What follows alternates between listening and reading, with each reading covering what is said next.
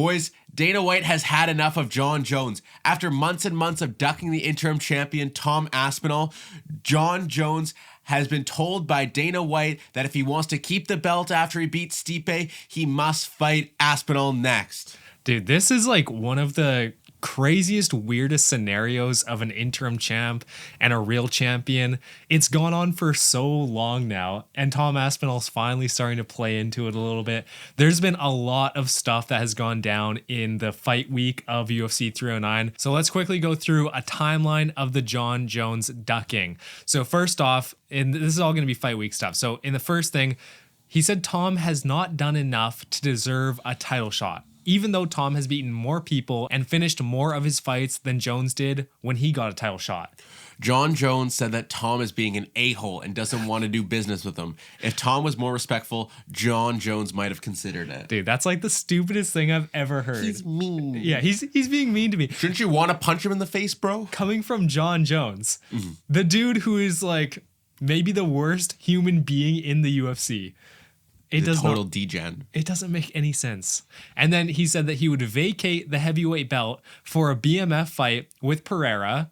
So they'd have to make a new BMF belt. This dude is just saying things that like don't even exist yet. He's like assuming Dana is going to help him out with it. Yeah. And then Dana finally kind of turned his back, but which we'll get into. But anyways, he said he would vacate for a BMF title fight with Pereira or a fight with good stylistic matchups like Jamal Hill or Derek Lewis. The opposite, bro, the hood linking up on this one. He walked out of an interview because the TNT Sports interviewer had ties with Tom Aspinall. That's just sad. Like, is he really researching all the guys from the presser? Like, oh, this one. Yeah, he heard an English accent. He's like, I can't do this, guys. Brev, I'm out. No, that one was honestly weird because he walked in. It was like the interviewer was respectful, and he's one of like the best interviewers that I like to listen to. He's very respectful. He asks good questions. He does his research. And yes, he does have a show with Tom Aspinall where they break down fights. But who cares? Like, you're in a pre-fight interview. You're supposed to be building hype for your fight. I feel like, I don't know. It just doesn't make that much sense to me. All these little things adding up, it just keeps on looking worse and worse for Jones. And that's why, like, in the beginning, it was like a little bit of hype because, you know, there was this rumor or kind of like speculation that Jon Jones doesn't want to fight Tom. And now it's just been building and building and building and building with every single thing that these two do and interact with. So I hope it does eventually happen. And this fight week has actually given me more hope. Even though like Jones has been more and more adamant that he doesn't want the fight, it's given me more hope for the buildup. Because Jones loves a spectacle. He does. He does love a spectacle. Anyways, let's move on. During the press conference, the crowd started a Tommy chant. Tommy. Dylan was there. I actually was. I just got home from MSG, going back out tomorrow morning for the fight. But because I love you guys so much, I paid the extra money to fly home and back in there to film some Dodson's Corner. That's respect. Dana has said that the winner of Jon Jones and Stipe Miocic must fight Tom Aspinall if they want to stay in the UFC and as the champion. Finally. We finally got some pushback from Dana. He's been letting Jon run loose for too long. He's been getting ran through. Had to dial back the reins. Exactly. I was surprised to hear this, honestly. I think what he actually said, like the actual quote, was in the press conference, someone asked again, he was like, does the winner of this fight Tom Aspinall after? And he's like, they definitely should fight him. Like, should. Yeah. Not will, should. But I wonder if Jon Jones is getting like pushback from like the TKO Endeavor board. Like there's like, it's not just Dana White that's like the head of UFC. Like there's a lot of people involved. Like they got to be like, what is going on here? Like if I would be frustrated if like my boss or like the people that you're supposed to be running an organization with, if one of the guys was just doing weird things that affected business. Well, I think what kind of annoys Dana is the fact that Jon has been saying things like, oh, I'm going to have fun matchups. I'm going to fight for a BMF fight. He's saying these things as if they're fact, as if he's deciding them when he doesn't have as much of a say as I think he thinks he does. Yeah, Jones, it's UFC 5. You can only skip a fighter 3 times. You eventually got to fight the third guy. Tom just keeps going. Next fight. Out of skips. Retire. Yeah. How does this whole Jon Jones, Dana White, Tom Aspinall situation feel? Like, how does it make you feel? It's hard to describe because we weren't around. Like, we weren't in the heyday of John Jones. We weren't watching UFC back then. We're newer fans. How's this news make me feel? It feels like a high school breakup is what it feels like. Like, it's like Dana is like doing something petty to John. Because John's going out and saying these things that Dana doesn't like. So then Dana's going to say something. And then what if Dana starts like glazing Tom all of a sudden? Like, this is like, could be a whole love triangle. John Jones, Dana White, Tom Aspinall fan fiction next. People probably don't know, but we filmed a Dana White and John Jones fan fiction video. If you want to find it somewhere on the channel, buried deep within. Yeah, YouTube doesn't promote that. YouTube sent it to the shadow realm. They were like, nope. I think the reason why I don't have many feelings on this fight is because, or just like this whole situation in general, is because I'm not super invested in this 309 card. It feels a little bit less exciting because there's so many massive favorites on the main card. You have Bo Nickel, -1,000 favorite. You have the women, who's actually a pretty big favorite as well. Ruffy's a big favorite. Ruffy's a massive favorite. Yeah. And then Jones, obviously. And then Oliveira and Chandler's like the one fight that's kind of close. Oliveira's and still -250. Which is...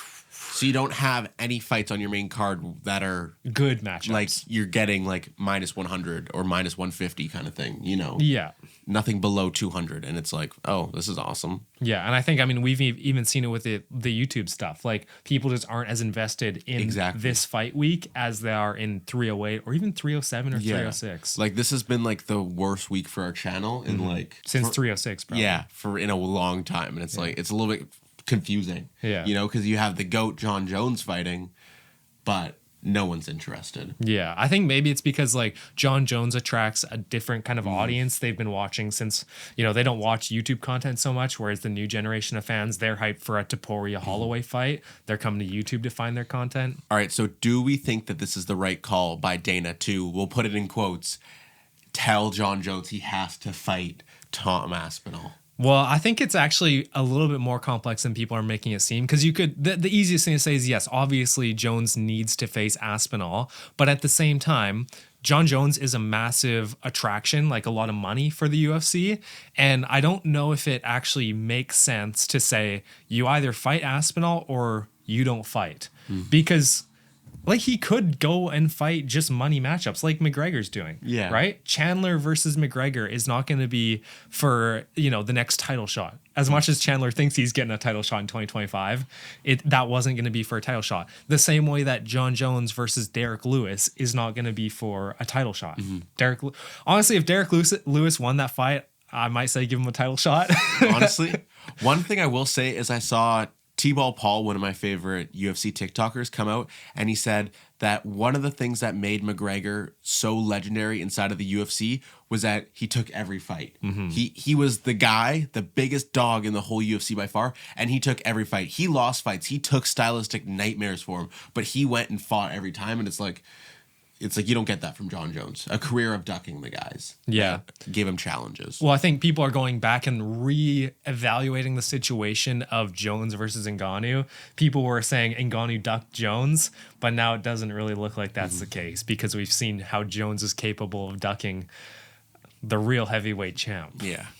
Finally, Lucas, is this all just a setup by John Jones to make an epic call-out tomorrow and have the fight be even bigger? I hope so. I really hope so, because how sick would it be? You know, Tom Aspinall, he gets in the cage. He's, you know, it's kind of like a Volk situation where he's kind of just like awkwardly standing to the side. That still was weird. that was really awkward. Let me give you a hug.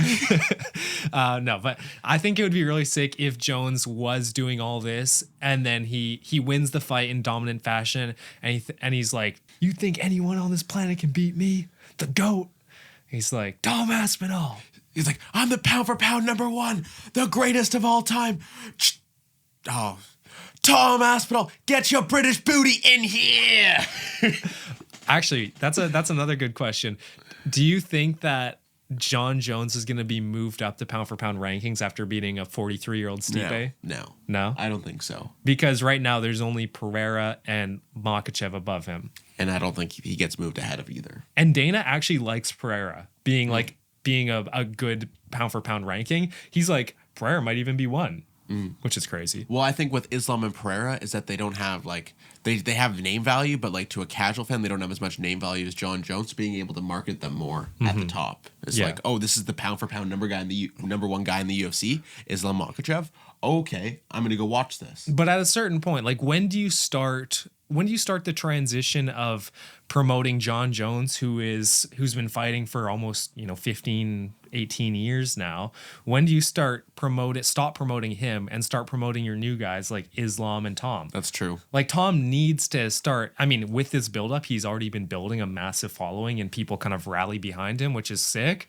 But it's not the UFC doing it. Like when does the UFC start marketing him as the future heavyweight GOAT? The guy that can take out anyone. He's KO'd 5 of the top 10 heavyweights in the first round. We will see, though, tomorrow night. Yeah. After John Jones should beat Stipe. If he doesn't, this whole video was a waste. No.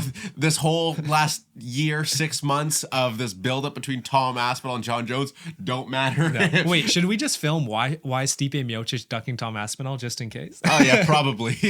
That's going to do it for us, guys. Make sure you go down, hit that subscribe button, go back and look at all of our UFC 309 content, and we'll see you guys next time. Peace. See ya.